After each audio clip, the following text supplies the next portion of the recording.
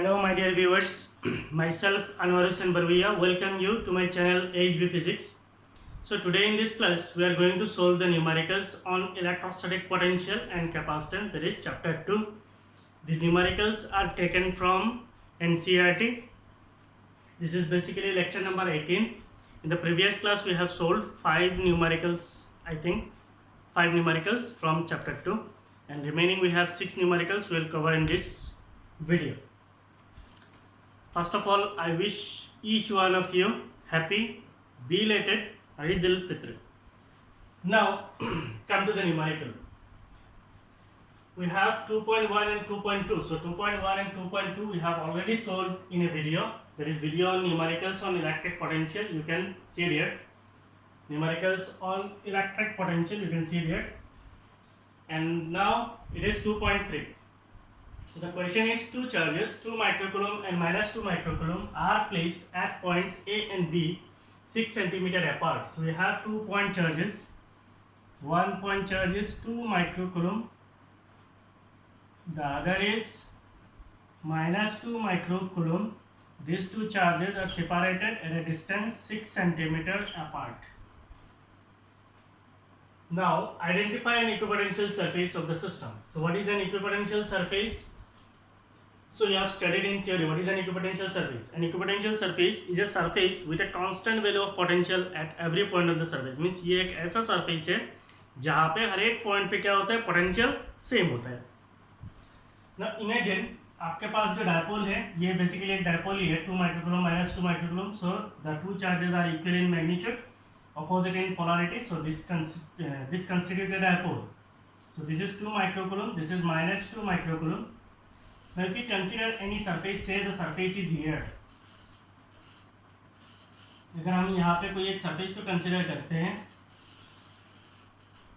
चलो यहाँ पे अगर कोई point लेते हैं तो यहाँ से जो distance होगा और यहाँ से जो distance होगा दोनों distance same है, बिल्कुल same नहीं है. तो इसका मतलब यहाँ पे कुछ potential होगा, यहाँ पे कुछ potential होगा, या positive potential होगा, या negative potential होगा. तो there will be a net potential at this point. अगर हम लोग यहाँ पे पॉइंट लेते हैं तो यहाँ पे जो डिस्टेंस है और यहाँ पे जो डिस्टेंस है अलग अलग है, तो यहाँ पे नेट पोटेंशियल आएगा. तो पोटेंशियल क्या होता है? Potential is K Q by distance, that is R. तो ये आर पे डिपेंडेंट है. तो यहाँ पे डिस्टेंस, यहाँ पे जो डिस्टेंस है और यहाँ पे जो डिस्टेंस है सेम है? बिल्कुल नहीं है. तो इसका मतलब यहाँ पे अगर हम लोग कुछ पॉइंट्स लेते हैं इस प्लेन में, हर एक पॉइंट पे पोटेंशियल क्या होगा? अलग अलग होगा. तो हमारा जो है ऐसा एक प्लेन कंसिडर करना है, ऐसा एक सरफेस कंसीडर करना है जहां पे हर एक पॉइंट पे क्या हो? पोटेंशियल सेम हो. कैसा हो सकता है?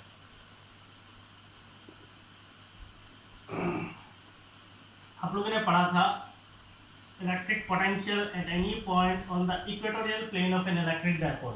इक्वेटोरियल प्लेन क्या होता है? It is a plane that passes perpendicular to the dipole axis. तो मान लीजिए ये हमारा पॉइंट है, ये बी है, जो हमारा क्वेश्चन में दिया है ए बी. तो हमारा जो प्लेन है वो प्लेन किधर से जाएगा? The plane will pass perpendicular through the midpoint of dipole. ये डायपोल का मिड पॉइंट से गुजरेगा, परपेंडिकुलर होगा, as well as it will be perpendicular to the dipole axis. तो यहाँ पे अगर हम लोग कोई एक पॉइंट कंसिडर करते हैं, ये जो डिस्टेंस होगा और ये जो डिस्टेंस होगा, ये दोनों डिस्टेंस क्या होगा? सेम होगा. दोनों डिस्टेंस सेम है. So what will be the net potential at this point? मान लीजिए point is m. तो potential at this point m will be equal to potential due to plus q charge plus potential due to minus q charge. और ये दोनों potential एक positive आएगा, एक negative आएगा, एक दूसरे को कैंसिल करेगा. तो नेट पोटेंशियल कितना होगा? 0 होगा. ऐसे ही अगर हम लोग यहाँ पे पॉइंट कंसिडर करते हैं, यहाँ पे किसी जगह पे अगर आप पॉइंट कंसिडर करेंगे तो हर एक पॉइंट पे पोटेंशियल कितना होगा? 0 होगा. तो हमें पता है electric potential at every point on the equatorial plane is 0. So equatorial plane में किसी भी पॉइंट पे अगर हम लोग पोटेंशियल निकालेंगे वो पोटेंशियल कितना होगा? 0 होगा. So what will be the equipotential surface? We are writing the answer. Identify an equipotential surface. The equipotential surface passes through the midpoint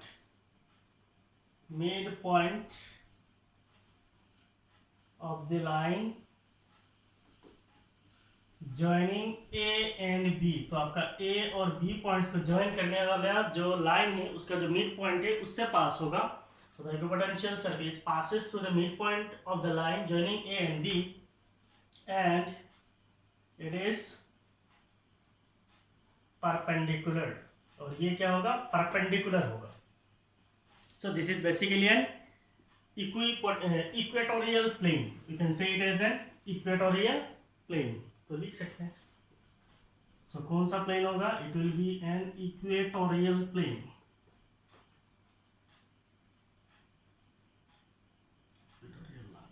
Equatorial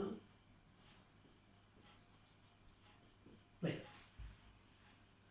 So what is the second answer? What is the direction of electric field at every point on the surface?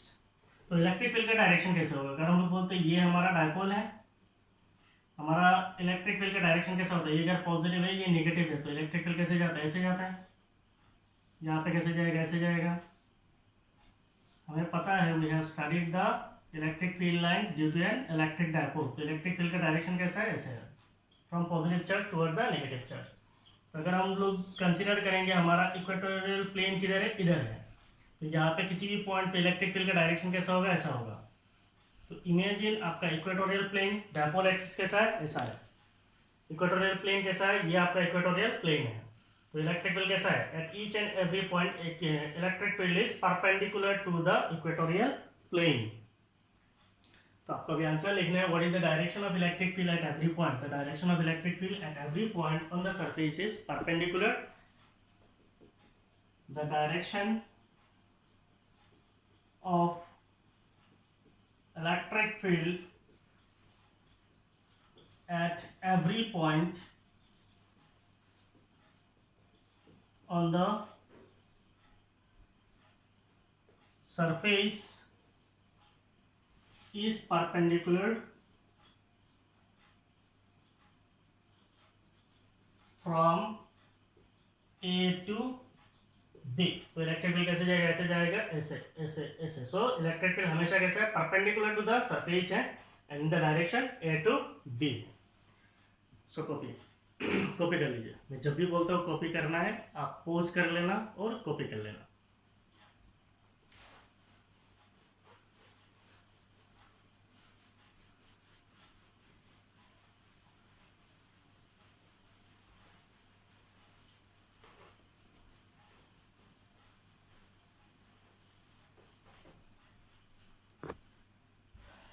So the next problem is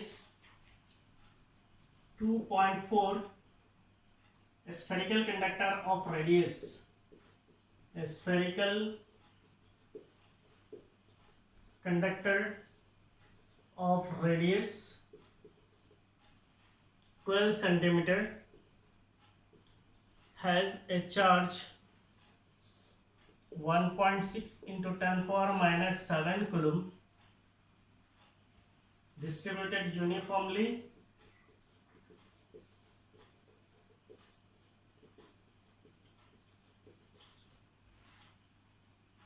on its surface.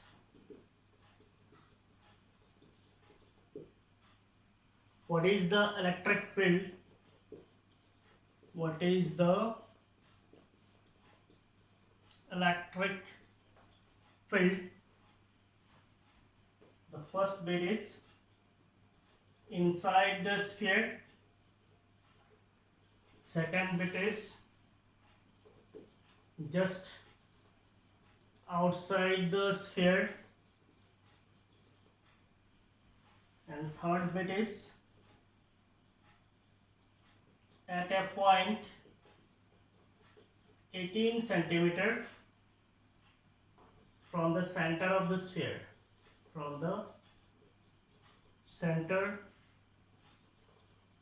of the sphere. So ये आपका question है.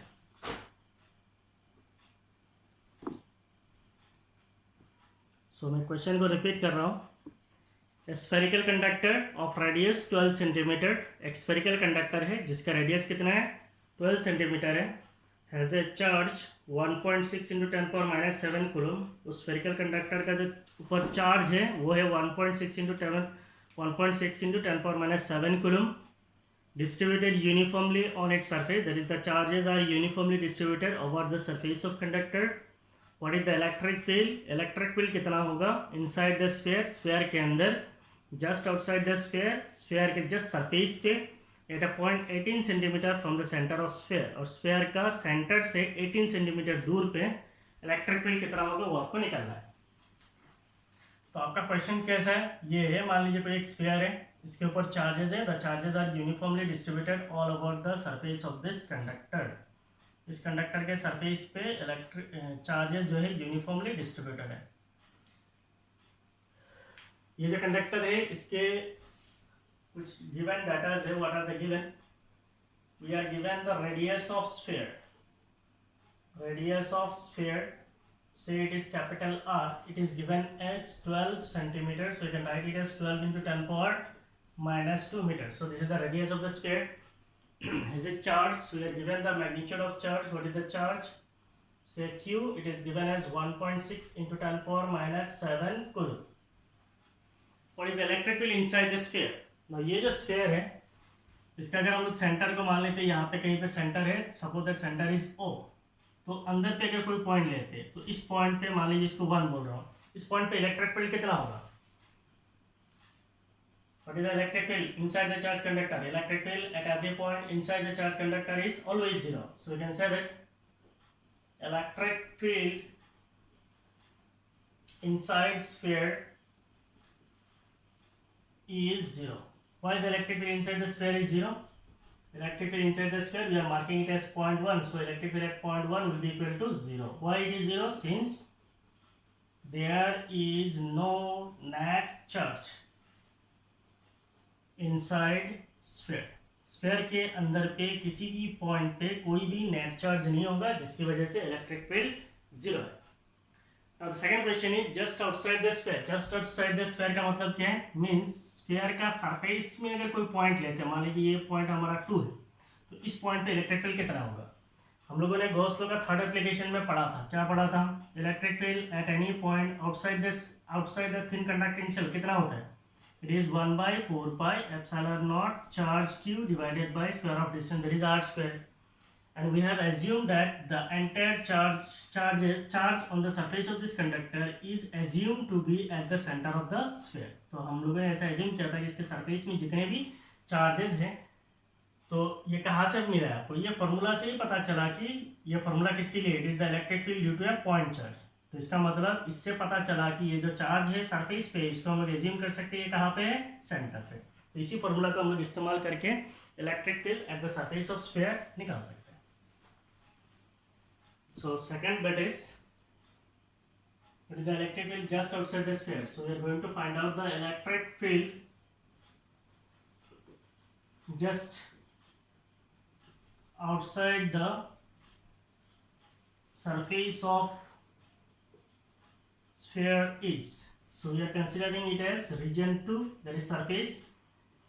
Magnitude is 1 by 4 pi epsilon naught charge q divided by square of distance, that is r square. So it is 9 into 10 power 9 charge कितना है? 1.6 into 10 power minus 7 divided by r, radius is 12 into 10 power minus 2 whole square. So the SI unit will be Newton per coulomb. So now it is 9 into 16 into 10 power 2, और इधर से 16 है, तो 16 लिया तो 10 power minus 1 minus 8 1, तो 10 होगा divided by 12 कितना होगा? 144 इंटू 10 पावर माइनस 4, तो ये इसको अगर ऊपर लेके जाएंगे तो ये हो जाएगा 10 पावर 4। ये अल्टीमेटली कितना हो जाएगा? 16 divided by 144,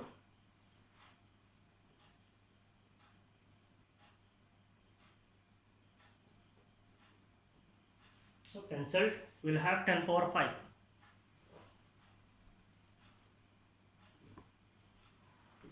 Newton per coulomb. So it is 10 power 5 Newton per coulomb. That is electric field just outside the sphere is how much? 10 power 5 Newton per coulomb. Copy कर लीजिए.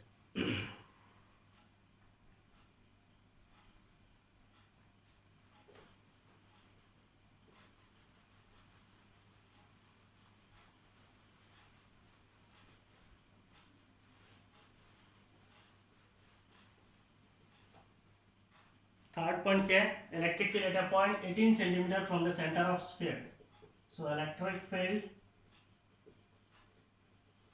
at a distance 18 centimeter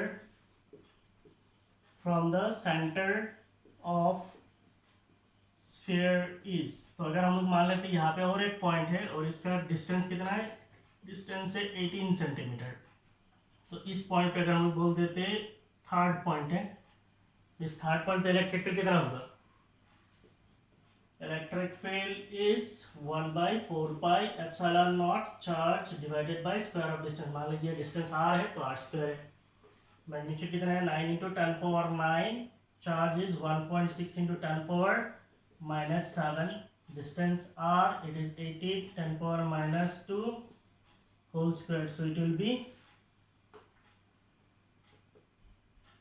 9 × 1.6 × 10 power 2. 9 1.6 10 power 2 divided by 18 10 power -4. तो इधर हो जाएगा 10 power 4. We are finding electric field Newton per coulomb. So electric field at 3rd point is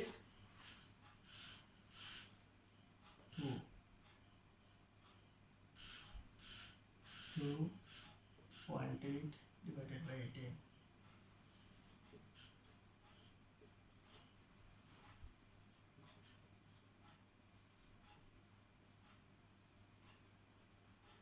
So we can say 0.4 by 9 into 10 power 6. ये कितना हो जाएगा? So अगर हम ले लेते हैं 40 into 10 power 4 divided by 9 Newton per coulomb. See ये कैलकुलेशन बहुत मजेदार है.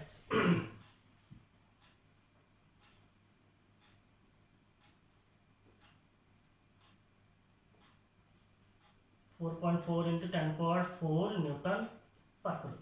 So electric field at any point 18 centimeter from the center of sphere is 4.4 into 10 power 4 Newton per coulomb. Copy कर लीजिए.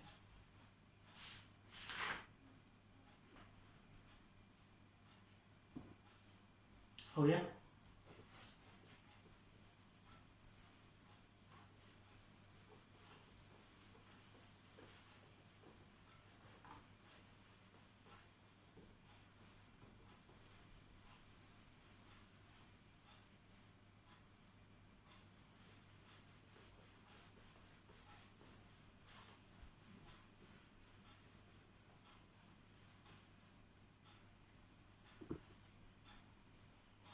Next problem is 2.5.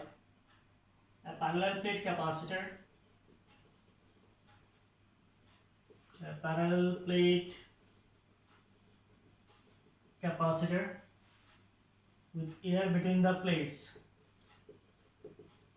With air between the plates has a capacitance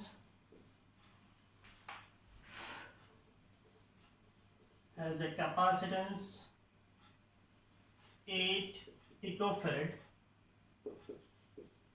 What will be the capacitance?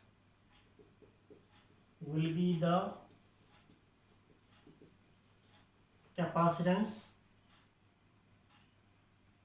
if the distance between the plates is, if the distance between the plates is reduced by half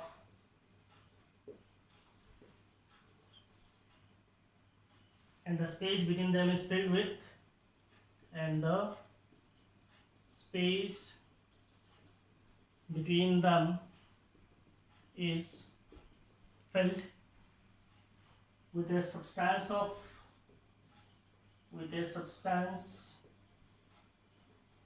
of dielectric constant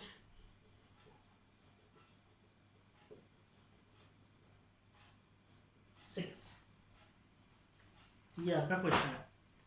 question क्या है, parallel plate capacitor है। सो हमें पता है what is a parallel plate capacitor. इसके अंदर दो conductor होता है, दोनों पैरेलल प्लेट्स होते हैं। A parallel plate capacitor with air between the plates, मान लीजिए इनके बीच में क्या है, एयर है। इसका प्लेट का एरिया मान लीजिए ए है, इसका प्लेट का एरिया ए है। As a capacitance 8 picofarad. तो मान लीजिए इनके बीच में सेपरेशन डी कितना है, D. What will be the capacitance if the distance between the plates is reduced by half and the space between them is filled with a substance of dielectric constant 6? तो पहले question ये है कि आपका parallel plate capacitor है, इसके बीच में air है। अगर एयर होता है तो इसका कैपेसिटेंस होता है 8 picofarad. Then what will be the capacitance if the distance between the plates is reduced by half? अगर इसका डिस्टेंस आधा कर देंगे और उसका बीच में जो है डाइलेक्ट्रिक स्लैब डाल देंगे तो कैपेसिटेंस कितना होगा, ये हमें निकालना है। So how to do it? अगर हम लोग बोलते हैं विथ एयर बिटवीन प्लेट्स, दोनों प्लेट्स के बीच में अगर एयर होगा, with air between plates, capacitance is, what is the capacitance? We know capacitance, say it is C naught, it is A epsilon naught divided by D। और इसका magnitude हमारा question में दिया हुआ है, it is 8 picofarad, so it is 8 into 10 power minus 12 farad। So with air between the plates, the capacitance is 8 into 10 power minus 12 farad। Now according to question, what will be the capacitance if the distance between the plates is reduced by half? Means अभी अगर हम लोग ये जो दोनों plates है, दोनों plates के बीच में डिस्टेंस को क्या करेंगे, डिस्टेंस को आधा कर देना है। So the distance between this two plates will now be d by 2 and if the space between them is filled with the dielectric constant, और इनके बीच में जो स्पेस है उस स्पेस को अगर हम लोग कोई एक डाइलेक्ट्रिक स्लैब से, तो इसके बीच में हमने डाइलेक्ट्रिक डाल दिया और डाइलेक्ट्रिक का डाइलेक्ट्रिक कांस्टेंट कितना है, 6 है। सो what will be the capacitance, ये हमें निकालना है। With dielectric between plates, what is capacitance? Capacitance is, if we say capacitance is C, then it is K C naught। So what is K? K is 6, dielectric constant is 6 into C naught। What is C naught? It is 8 into 10 power minus 12 farad। So 48 into 10 power minus 12, so you can say it is 48 picofarad। So the capacitance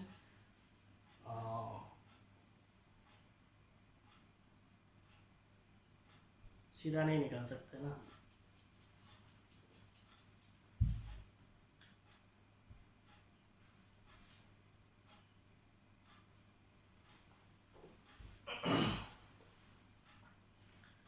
formula लगाइए। What is capacitance? Capacitance is in the presence of dielectric, it is K A epsilon naught divided by D। Now what is the dielectric constant? अभी जो हमारा distance है वो distance क्या है, मान लीजिए the distance is d dash, नया डिस्टेंस है, so it is d by 2 है। एंड डाइलेक्ट्रिक कांस्टेंट एरिया तो चेंज नहीं हुआ है, तो dielectric constant is 6, area is A epsilon naught divided by distance जो है वो चेंज हो जाएगा, d by 2 हो जाएगा। सो it will B 12 A epsilon naught divided by D। So what will be the capacitance? 12 times A epsilon naught by D। A epsilon naught by D कितना है? It is 8 into 10 power minus 12 farad।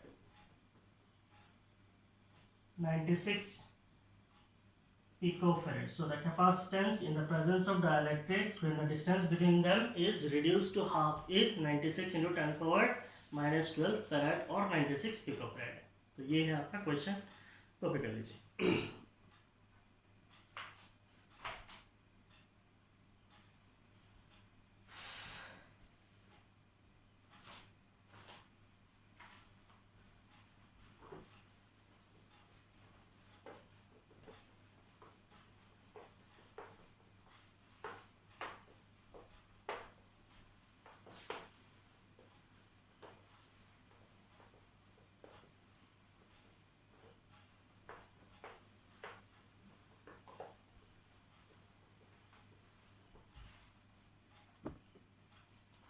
So next question जो है वो है 2.9। Last class में बाकी हम लोगों ने कर लिया था, 2.9 नहीं किया था। In a parallel plate capacitor, in a parallel plate capacitor with air between the plates, with air between the plates,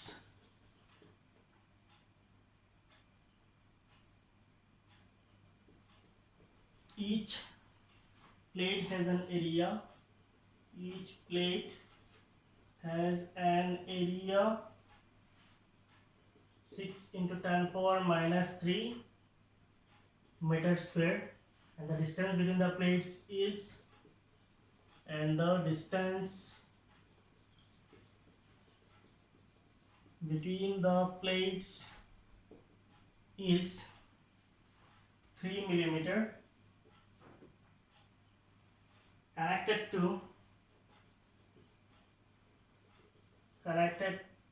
to a 100-volt supply. What would happen? What would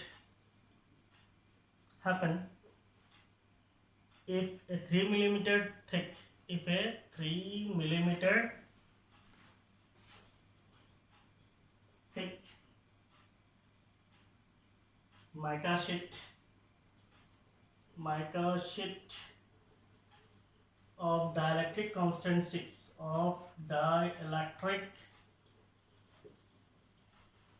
constant 6 were inserted between plates, were inserted between plates. First question is, while the voltage supply remains connected, while the voltage supply remains connected. Second question is, after the voltage was disconnected, after the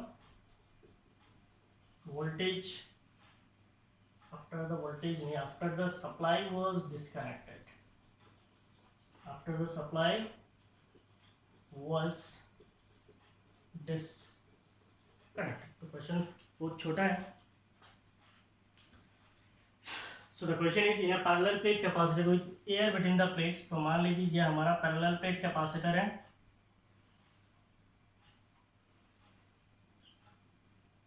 Area of each plate is A. Distance separation between these two plates is D. With air between the plates, each plate has an area. तो हमारे पास जो चीज दिया है उसको पहले लिख लीजिए. What is given? Area of each plate, we denote it as capital A. It is given as 6 into 10 power minus 3 meter square. The area of each plate is this. Distance between the plates, so we are given distance between plates. Distance between plates is D. It is given as 3 millimeter. 3 millimeter. So it is 3 into 10 power minus 3 meter. So we have area, we have distance of separation connected to a 100-volt supply. Okay. So ये जो parallel plate capacitor है, इसको हम लोग connect करते हैं किसी एक बैटरी के साथ. मान लीजिए हमारा कोई एक बैटरी है और इस बैटरी का जो पोटेंशियल डिफरेंस है वो कितना है? 100 वोल्ट है. So what is the potential difference of battery? Potential difference, simply we can say potential difference is V naught. Means बीच में हम लोगों ने पहले क्या रखा है? एयर रखा है, तो उसका नाम लिख रहे air. So what is the potential difference? Potential difference is 100 volt.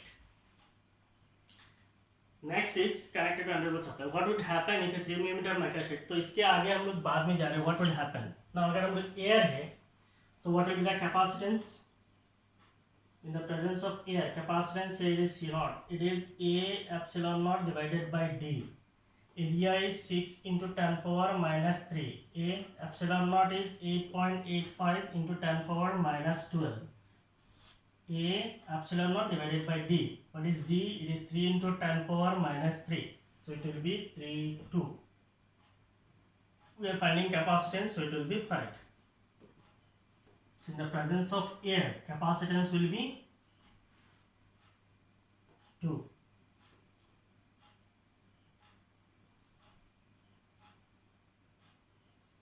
So it will be 17.7 into 10 power minus 15, ये तो गया 10 power minus 12, 10 power minus 12 farad. So in the presence of air, the capacitance will become 17.7 into 10 power minus 12 farad. So what will be the charge delivered by battery? Charge delivered by the battery. So we are representing here, say it is Q naught. So charge is CV. So it will be C naught V naught. What is C naught? 17.7 into 10 power minus 12 V naught. Potential difference, it is 100. So we are finding charge, it will be Coulomb. So it is 17.7 into 10 power minus 10 Coulomb. So this will be the charge when there is air. So with air, we are writing the specification. Potential difference is 100 volt. Charge delivered by the battery is 17.7 into 10 power minus 10 Coulomb. ये हमारा आगे काम आएगा. And capacitance in the presence of air, it is 17.7 into 10 power minus 12 farad. ठीक है. तो जब इनके बीच में एयर है तो potential difference is 100 volt. That is the potential supplied by the battery. Capacitance is A epsilon naught by D. It is 17.7. Charge delivered by the battery is Q is CV. So it will be capacitance in presence of air and the potential difference. So it is C naught V naught. So it will be 17.7 into 10 power minus 10 Coulomb. पहले इसको copy कर लीजिए.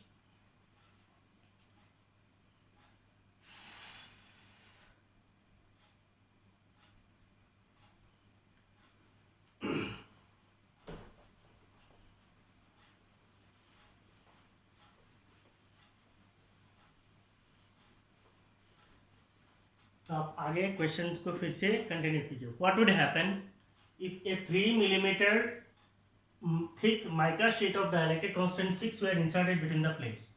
अगर मान लीजिए हमारा ये जो हमारा पैरेलल प्लेट कैपेसिटर है, इसके बीच में जो गैप है, इस गैप को हम लोग एक डाइलेक्ट्रिक से फिल कर देते हैं. तो ये एक डाइलेक्ट्रिक है, इसके गैप में हम लोगों ने फिल कर दिया. और डाइलेक्ट्रिक का जो थिकनेस है वो कितना है? 3 मिलीमीटर. इसका मतलब the dielectric completely filled the space between the plates. तो कंप्लीट फिल कर रहा है.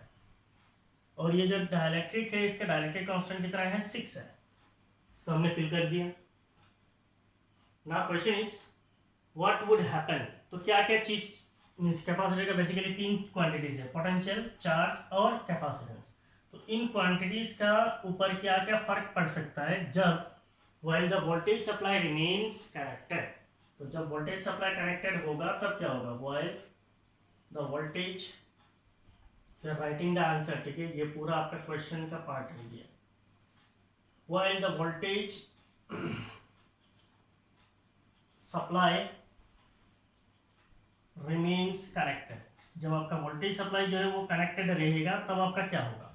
तो आपका पोटेंशियल डिफरेंस कितना होगा? तो आपका पोटेंशियल डिफरेंस तो सेम रहेगा. Potential difference is the difference of potential across the two terminals, that is across the two plates of the capacitor. तो ये कितना होगा? That will be the potential supplied by the battery. So potential difference will remain same, that is 100 volt. So इसको हम लोग बोल सकते हैं potential difference will remain same. Potential difference change नहीं होगा. What will happen to the capacitance? Capacitance in the presence of dielectric we know. What will be the capacitance? Say it is C. So it will be capacitance is K C naught. Capacitance will be dielectric constant times the capacitance in air. So dielectric constant 6 है और C naught आपका कितना है? It is 17.7 into 10 power minus 12 है. Capacitance, so it will be farad. So the new capacitance will become, ये पूरा आपका question है.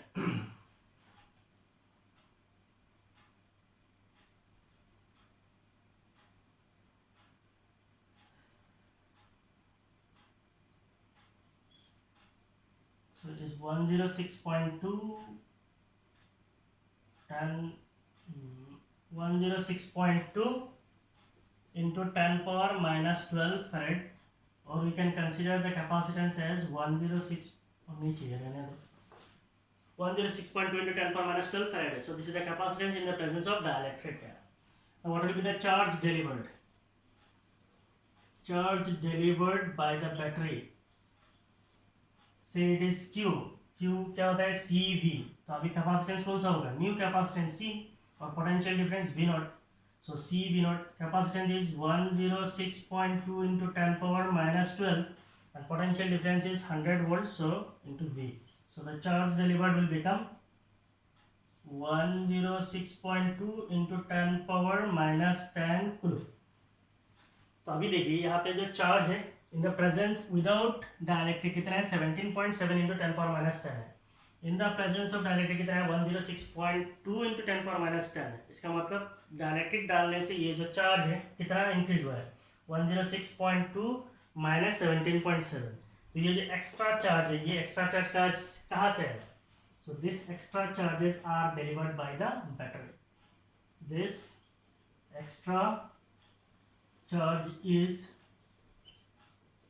delivered by battery. ये जो एक्स्ट्रा चार्ज है ये बैटरी से आया है. लिख लीजिए.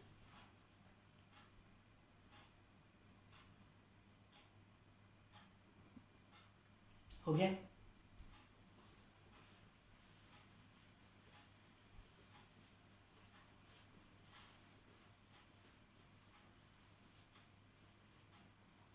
नेक्स्ट क्वेश्चन में क्या बोला है? After the supply was disconnected when the supply is disconnected. अगर हम लोग सप्लाई को डिस्कनेक्ट कर देंगे तब क्या होगा? इसका मतलब अब हम लोगों का बीच में दोनों प्लेट्स के बीच में डायलेक्ट्रिक तो है लेकिन हम लोग ये जो बैटरी कनेक्ट किया था इसको उड़ा देंगे. बैटरी उड़ा दिया. There is no supply across this capacitor plate. So what will happen? हमने पहले बैटरी लगाया था. बैटरी लगा के इसको चार्ज किया था. अभी इसको क्या करके हटा दिया है. सो हटा देने से आपका पोटेंशियल डिफरेंस कितना होगा? Potential difference in the presence of dielectric. Potential difference in the means पहले मैं फोर्स के बारे में बोलता हूँ. Force in the presence of dielectric क्या होता है? Force in air divided by dielectric constant के. अगर electric field in the presence of dielectric निकालते तो ये क्या होता है? E नॉट डिवाइडेड बाय के. In the presence of air divided by dielectric constant. अगर पोटेंशियल निकालेंगे तो ये क्या होगा? V नॉट डिवाइडेड बाय के. That is potential difference in the presence of air divided by the dielectric constant. तो हमें अभी क्या करना है? यहाँ पे तो एक्सटर्नल वोल्टेज नहीं है. सो what will be the potential difference? अभी यहाँ पे पोटेंशियल डिफरेंस रिड्यूस होगा. So the potential difference if we say V, it will be equal to V naught divided by K. What is V naught? It is 100 divided by 6. So it will be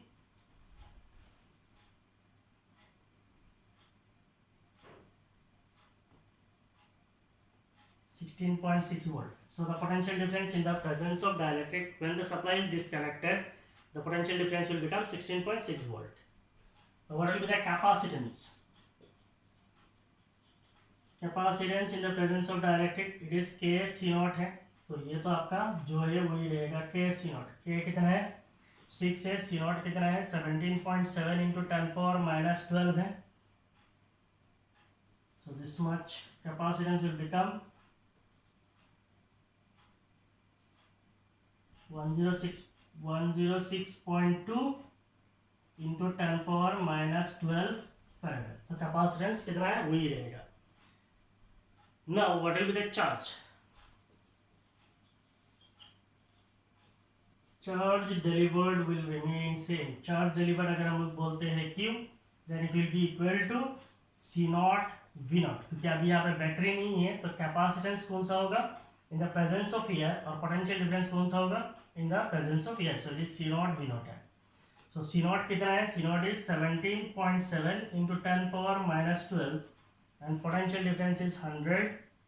So the charge delivered will be equal to 17.7 into 10 power minus 10 coulomb.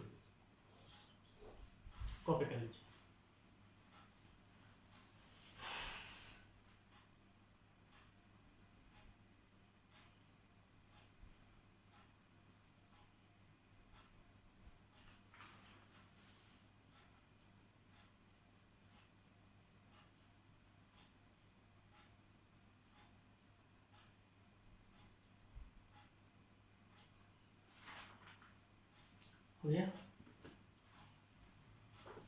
सो यहाँ पे हम लोगों ने जितने exercise के problem थे total 11 है, तो टोटल 11 इज कंप्लीट। तो हमारा जो कैपेसिटेंस है एक्चुअली ये कैपेसिटर एंड कैपेसिटेंस जो ये एक्चुअली बहुत बड़ा है, इट्स वास्ट है। इसके ऊपर जो न्यूमेरिकल्स आता है सर्किट एनालिसिस जो है ये बहुत बड़ा होता है। तो हम लोग अभी सर्किट एनालिसिस ज़्यादा नहीं करेंगे, सर्किट एनालिसिस ज़्यादा हम लोग रेजिस्टिव सर्किट पे जाके करेंगे, दैट इज करंट इलेक्ट्रिसिटी पे। तो करंट इलेक्ट्रिसिटी में एनालिसिस जैसे करेंगे वैसे ही आप कैपेसिटिव सर्किट का भी एनालिसिस कर सकते हैं। तो इसीलिए हम लोग अभी क्लास को लंबा नहीं करेंगे, मैं आपको एक सर्किट अभी करा रहा, उससे अभी हम लोग खत्म कर देंगे। तो ये क्वेश्चन है आपका 2.25 आपका एक्सरसाइज का 2.25 का है। Obtain the equivalent capacitance, obtain the equivalent capacitance of the network shown below, of the network shown below. For a 300 volt supply, for a 300 volt supply, determine the charge and voltage, determine the charge and voltage across each capacitor.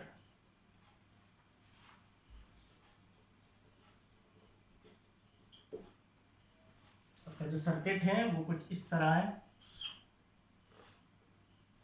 यहाँ पे एक capacitor है, इसके नीचे में दो capacitor है,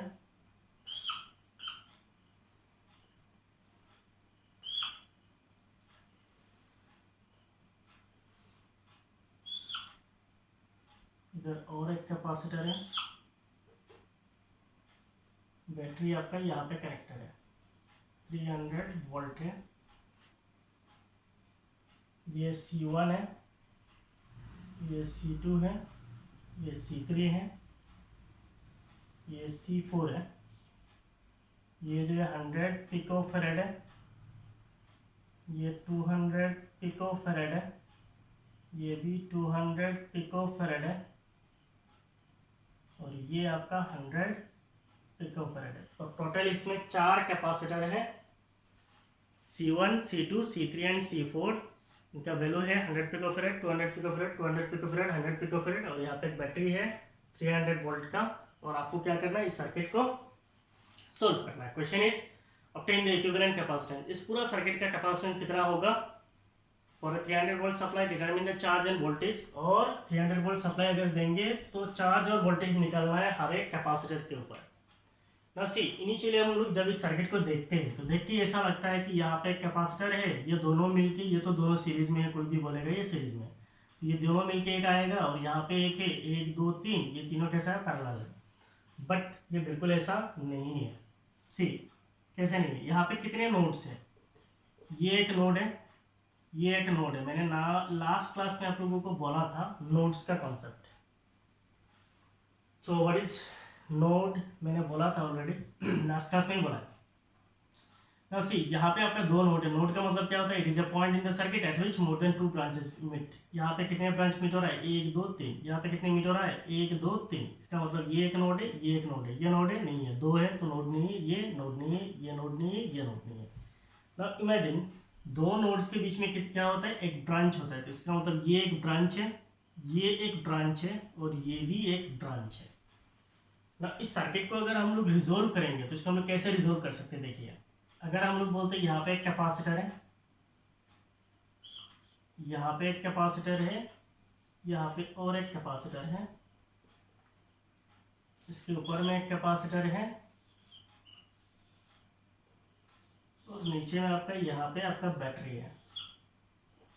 तो ये बैटरी आपका 300 वोल्ट का है, ये बैटरी है। तो यहाँ से मान लीजिए ये पॉजिटिव है, तो यहाँ से मैं जाता हूँ, मान लीजिए इसका नाम मैं दे देता हूँ ए। तो ये पॉइंट का नाम मैंने दे दिया ए, और इस पॉइंट का नाम मैंने दे दिया बी। तो ये मैं पॉजिटिव से ऐसे जाऊँगा कहाँ पे? ये पॉइंट ए में, और फिर ए से लेके बी के बीच में, ए से लेके बी के बीच में ये दोनों कैसा है, सीरीज में है, और ए से बी के बीच में ये क्या है, इनके मीन्स पैरेलल पे है। तो इसका मतलब ये हो गया हमारा C1, ये C2, ये C3 और C4 कहाँ पे आ गया, यहाँ पे आ गया। तो ये देख के पता, मीन्स देख के ही नहीं बोलना ये सीरीज में है पैरेलल में, पहले एनालिसिस करना है और देखना है अगर they are really in series और इन पैरेलल। ठीक है, तो ये मेरा कैपेसिटेंस कितना है, ये हो गया मेरा 100 पिकोफैरेड का कैपेसिटर। ये कैपेसिटर कितना है, 100 पिकोफैरेड का कैपेसिटर है।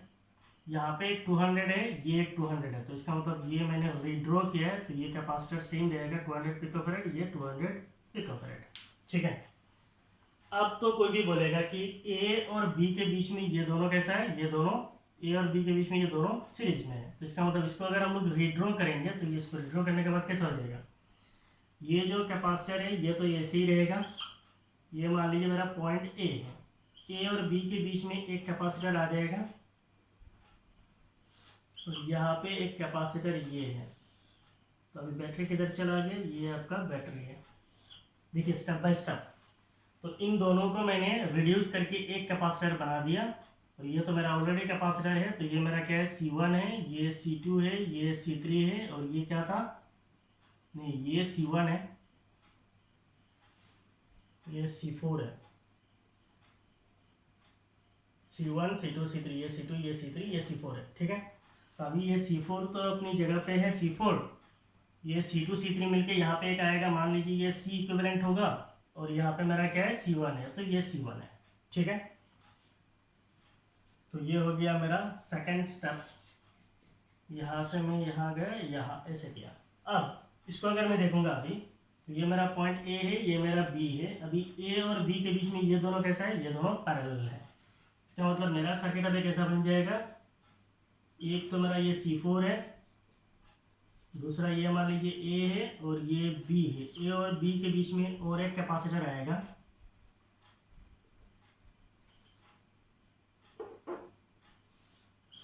और ये मेरा बैटरी है कहाँ पे, यहाँ पे। ये सर्किट एनालिसिस है, अगर आप एनालिसिस नहीं कर पाएंगे then it is really tough. ये मेरा ए है, ये मेरा बी है, तो ए और बी के बीच में इन दोनों को मिला के मैंने एक बना दिया, वो मान लीजिए C इक्विवेलेंट डैश है। ठीक है, और यहाँ पे मेरा तो बैटरी है, वो 300 वोल्ट का बैटरी जो है वो ये है, यहाँ पे 300 वोल्ट है। अब देखिए ये ए और बी ये अभी नोट नहीं रहा है, ये जस्ट पॉइंट हो गया, तो इसको हम लोग अभी उड़ा सकते हैं, ए बी का कोई ज़रूरत नहीं है, उड़ जाएगा। अब ये दोनों मिलके और एक कैपेसिटेंस आएगा, क्योंकि ये दोनों अभी कैसा है, सीरीज में है, ये दोनों सीरीज में है। इनको सोल्व करेंगे तो एक कैपेसिटर आएगा, and that will be the equivalent capacitor, और उसका जो कैपेसिटेंस होगा that will be equivalent capacitance. तो दोनों मिलकर अभी एक कैपेसिटेंस बनाएंगे, वो क्या हो जाएगा, C इक्विवेलेंट डबल डैश। इनके अक्रॉस में मेरा बैटरी है, तो ये मेरा बैटरी है जिसका पोटेंशियल डिफरेंस कितना है, 300 वोल्ट है। ठीक है, तो ये आपका स्टेप्स है। तो उसको सोल्व कैसे करेंगे, सबसे पहले आपको ऐसा लिखना है, here C2 and C3 are in series, here C2 and C3 are in series, so the equivalent capacitance is, the equivalent capacitance is, equivalent इन दोनों का हम लोगों ने लिया है C equivalent। तो सीरीज में होने से क्या होता है, 1/C equivalent will be equal to 1/C2 plus 1/C3। so 1/C2 means 1/200 plus 1/C3 means 1/200, that means it is 2/200. so what will be the equivalent, the equivalent capacitance is 200/2, so it is 100, convert नहीं किया so it is 100 picofarad। तो इसका मतलब इन दोनों का मिला के जो कैपेसिटेंस आएगा वो कितना है, 100 पिकोफैराड है। ठीक है, लिखते जाओ क्या, तो C इक्विवेलेंट मेरा कितना हो जाएगा, 100 पिकोफैराड है। अब C इक्विवेलेंट और C1 ये दोनों कैसा है, पैरेलल है। Again C equivalent and C1 is in parallel, the equivalent is, ये दोनों पैरेलल में है तो इनका इक्विवेलेंट क्या होगा, C इक्विवेलेंट डैश। इन दोनों का सोल्व करके हम लोगों ने सी इक्विवेलेंट डैश लिखा है, तो what is C equivalent dash, parallel होने से जस्ट ऐड होता है। So 100 picofarad plus 100 picofarad, so ये कितना हो जाएगा 200 पिकोफैरेड। इसका मतलब ये जो मेरा सी इक्विवेलेंट डैश है ये हो जाएगा 200 पिकोफैरेड। अब C4 और सी इक्विवेलेंट डैश ये दोनों अभी कैसा है, सीरीज में है। So now C4 and C equivalent dash are in C equivalent dash are in series. The equivalent is, हमने इक्विवेलेंट लिया है C equivalent डबल डैश, सो C equivalent डैश ये दोनों सीरीज में है, तो सीरीज में होगा तो reciprocal 1 by C equivalent double dash will be equal to 1 by C4 plus 1 by C equivalent dash। 1 by C4 मेरा कितना है 100, 1 by 100 plus 1 by C equivalent dash मेरा कितना है 200 है।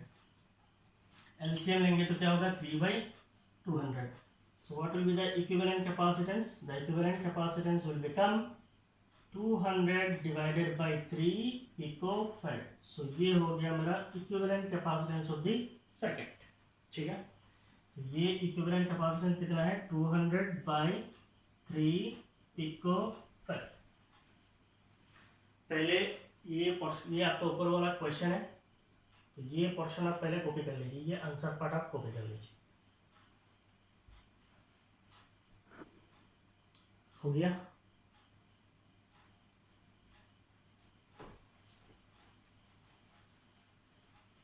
अभी जो आपका क्वेश्चन है, determine the charge and voltage across each capacitor. हर एक कैपेसिटर के ऊपर आपको क्या निकालना है, चार्ज निकालना है और वोल्टेज निकालना है।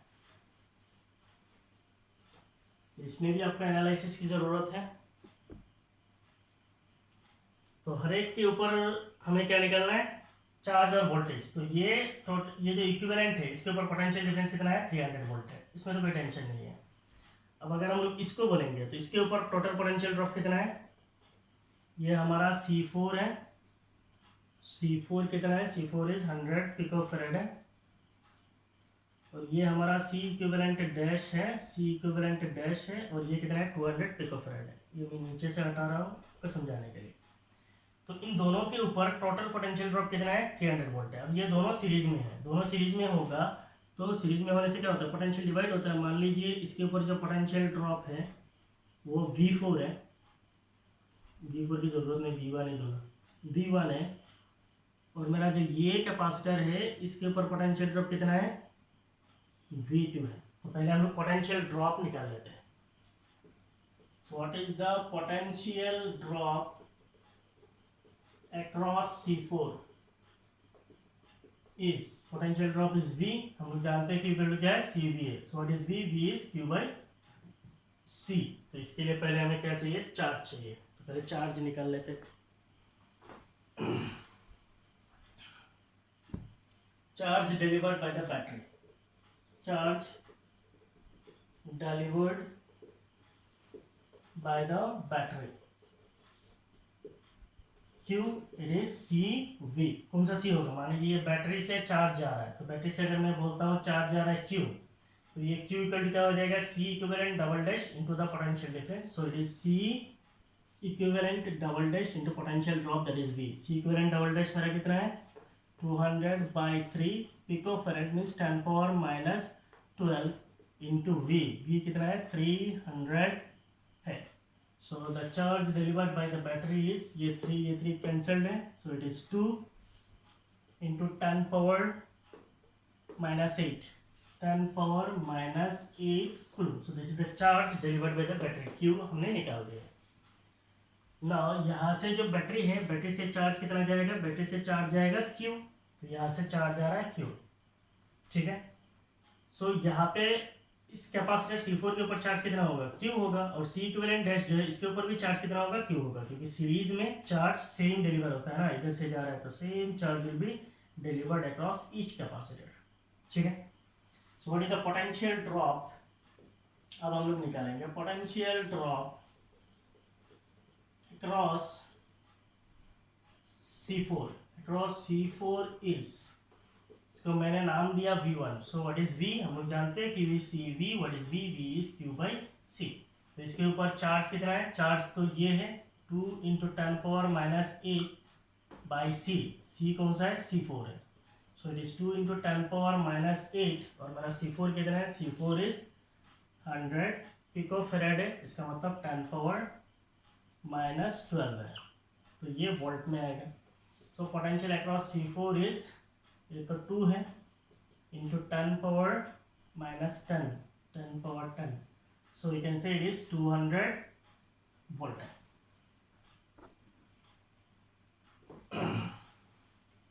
ना देखिए इधर से टोटल पोटेंशियल ड्रॉप कितना है, टोटल इनके ऊपर लग रहा है 300 वोल्ट, और इसके ऊपर कितना लग रहा है, इसके ऊपर लग जा रहा है मेरा 200 वोल्ट। इधर कितना लग रहा है, 200 वोल्ट। तो अब इधर कितना होगा, 300 माइनस 200, सो इधर लगेगा 100 वोल्ट। ठीक है, तो इसके ऊपर हो गया मेरा 200 वोल्ट, ये C4 इसके ऊपर कितना है 200 वोल्ट है, और इधर कितना है 100 वोल्ट है। इधर अगर 100 वोल्ट है तो C1 के ऊपर कितना लगेगा, C1 के ऊपर भी 100 वोल्ट लगेगा। क्यों, क्योंकि C1 जो है इसके परपेंडिकुलर है। ऐसे मान लीजिए ना, कैसे दिखाऊं, ये मेरा A है, ये मेरा C1 है, और यहाँ पे मेरा C इक्विवेलेंट है, ये C इक्विवेलेंट है, ऐसा है। एज्यूम करो ये मेरा क्या है, C1 है। इनके ऊपर पोटेंशियल ड्रॉप कितना है, इनके ऊपर पोटेंशियल ड्रॉप 100 वोल्ट है। तो एज्यूम कर लीजिए यहाँ पे कोई एक बैटरी है, और बैटरी का पोटेंशियल कितना है, 100 वोल्ट है। इसका मतलब C1 के ऊपर पोटेंशियल ड्रॉप कितना है, 100 वोल्ट है, और C इक्विवेलेंट के ऊपर पोटेंशियल ड्रॉप कितना है, 100 वोल्ट है। So now we can write the potential drop across C1। Potential drop across C1 is, across C1, across C4 निकाला है तो इसको V4 ही लिख लेते हैं, मज़ा आएगा। नहीं तो नाम देने में गड़बड़ हो जाएगी। ये V4 है, और इधर नाम क्या देंगे, फिर इधर V1 ही दे देते हैं। ठीक है, ये V1 दे देंगे, फिर C1 के ऊपर लगेगा, उसके ऊपर भी लगेगा। C4 इज V4, तो ये हो गया V4। ठीक है, potential drop across C1 is, इसको अगर हम लोग बोलेंगे V1, so what will B V1, तो हमने ऑलरेडी बोला यहाँ पे 100 वोल्ट है, तो C1 के ऊपर कितना लगेगा, 100 वोल्ट लगेगा। सो C1 के ऊपर कितना है, 100 वोल्ट है। नाउ ये जो C इक्विवेलेंट है, इसके ऊपर कितना लग रहा है, 100 वोल्ट है, इसके ऊपर कितना है, 100 वोल्ट है। तो मेरा C इक्विवेलेंट क्या है, दो कैपेसिटर से बना हुआ है, C2 और C3।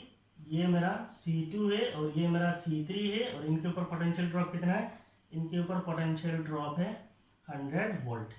अब ये दोनों सीरीज में है, तो इनके ऊपर पोटेंशियल क्या होगा, डिवाइड होगा। तो इनके ऊपर मान लीजिए ये हो जाएगा V2, और इधर जो पोटेंशियल ड्रॉप है वो हो जाएगा V3। That is V2 plus V3, ये दोनों मिला के कितना है, 100 वोल्ट है। ठीक है, तो C2 और C3 के ऊपर का टोटल पोटेंशियल ड्रॉप कितना है, 100 वोल्ट है। अब ये दोनों कैपेसिटर C2 और C3 क्या है, इक्वल है, मैग्नीट्यूड इक्वल है, कैपेसिटेंस इक्वल है। अगर कैपेसिटेंस इक्वल होगा तो पोटेंशियल ड्रॉप भी इक्वल होगा। इसका मतलब यहाँ पे होगा कितना, 50 वोल्ट यहाँ तक, और यहाँ पे कितना होगा, 50 वोल्ट। इसका मतलब मेरा C2 के ऊपर कितना लगेगा, 50 वोल्ट, और C3 के ऊपर कितना लगेगा, 50 वोल्ट। यहाँ पे जो मैं बीच में ये सब लिख रहा हूँ, ये सब आपको लिखने की कोई ज़रूरत नहीं, ये सब एनालिसिस है, आपको समझने के लिए, समझाने के लिए लिख रहा हूँ। So next is potential drop across C2 is say V2, it will be equal to कितना है, 50 वोल्ट है। And what is the potential drop across C3 is say V3, it is also 50 volt है। ठीक है, तो चारों के ऊपर पोटेंशियल निकाल दिया। उसके बाद हमें क्या निकालना है, चारों के ऊपर चार्ज भी निकालना है। तो ये टोटल चार्ज कितना है, total charge is 2 into 10⁻⁸ coulomb. ऐसे ही लिख रहा हूँ, आप लिख लीजिए।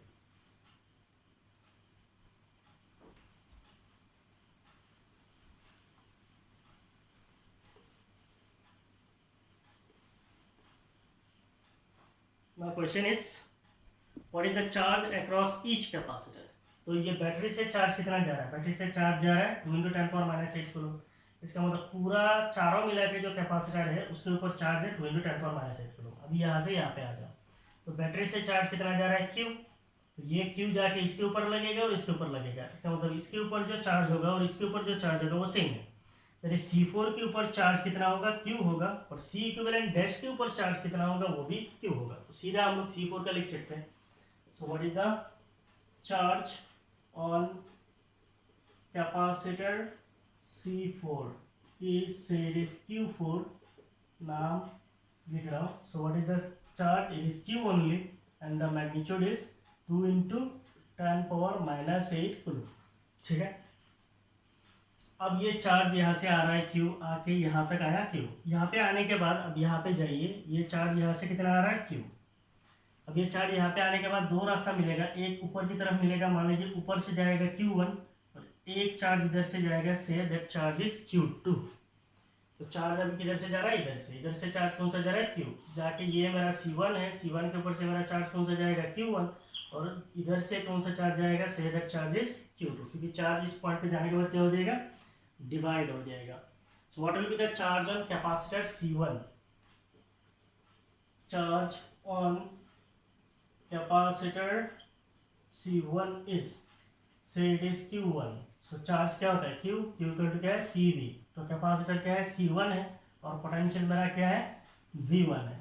C1 इस कैपेसिटर का मैग्नीट्यूड कितना है 100 पिकोफैराड मींस 10⁻⁻12। V1 इसके ऊपर पोटेंशियल ड्रॉप कितना है, इसके ऊपर पोटेंशियल ड्रॉप C1 के ऊपर कितना है 100 वोल्ट है, सो इनटू 100 है, चार्ज है, so it will be coulomb. So charge Q1 will be equal to 10⁻⁸ coulomb. ठीक है, अब हमने निकाल दिया है इसके ऊपर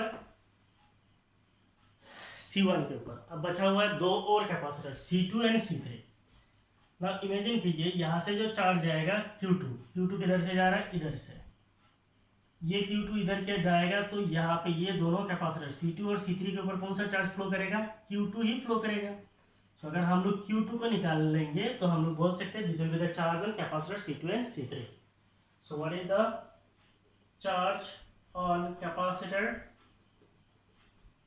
C2 इज, चार्ज अगर हम लोग बोलेंगे Q2, so what is the charge, charge is CV। तो अभी यहाँ पे C कौन सा होगा, इन दोनों का C क्या है, C इक्विवेलेंट है, so it will B C equivalent. और पोटेंशियल कौन सा होगा, इनके ऊपर का पोटेंशियल, इनके ऊपर पोटेंशियल कितना है 100 वोल्ट है, इसका नाम हम लोगों ने दिया था V1, तो ये नाम नहीं लिखने से भी चलेगा। इनका कैपेसिटेंस कितना है C इक्विवेलेंट है, तो इट इज 100 पिकोफैराड 10⁻⁻12, और इनके ऊपर पोटेंशियल ड्रॉप कितना है 100 वोल्ट है, सो मैग्नीट्यूड इज 10⁻⁸ कूलम। तो इसका मतलब Q2 के ऊपर चार्ज, Q2 जो चार्ज है वो C2 और C3 दोनों के ऊपर से जाएगा। Q2 का जो चार्ज है वो C2 और C3 दोनों के ऊपर से जाएगा, और दोनों का चार्ज कितना है 10⁻⁸ coulomb. So what is the charge on capacitor C, charge on capacitor C3 is Q3, so it will be also 10⁻⁸ coulomb क्यों, क्योंकि ये दोनों सीरीज में चार्ज सेम होता है। अब आप देख लीजिए, आपका एक ब्रांच इधर है, दूसरा इधर है, तो इधर आपका C1 है और इधर आपका C2 है और इधर आपका C3 है। इधर से चार्ज आया Q, ये कितना है 2 × 10⁻⁸ है, इधर चला गया कितना 10⁻⁸, तो इधर कितना बचेगा, इधर भी तो 10⁻⁸ बचेगा, 10⁻⁸ प्लस 10⁻⁸ इज 2 × 10⁻⁸। नाउ इधर से जो चार्ज है वो इधर आ रहा है, और इधर से जो 10⁻⁸ जाएगा, इसका मतलब ये इधर से भी कितना जाएगा 10⁻⁸ जाएगा, तो मेरा C2 के ऊपर जाएगा 10⁻⁸ और C3 के ऊपर भी जाएगा 10⁻⁸। यहाँ पे आने के बाद ये फिर ये चार्ज और ये चार्ज दोनों ऐड हो जाएगा, फिर यहाँ से कितना आएगा 2 × 10⁻⁸ कूलम, चार्जेस आर कंजर्व। ठीक है, सो ये हो गया एक एनालिसिस। सो आपको आइडिया आ गया है कि एनालिसिस ऑफ सर्किट कैसे होता है। बेसिकली एनालिसिस जो है आपको ऐसे नहीं आएगा, एनालिसिस आपको करते करते आता है।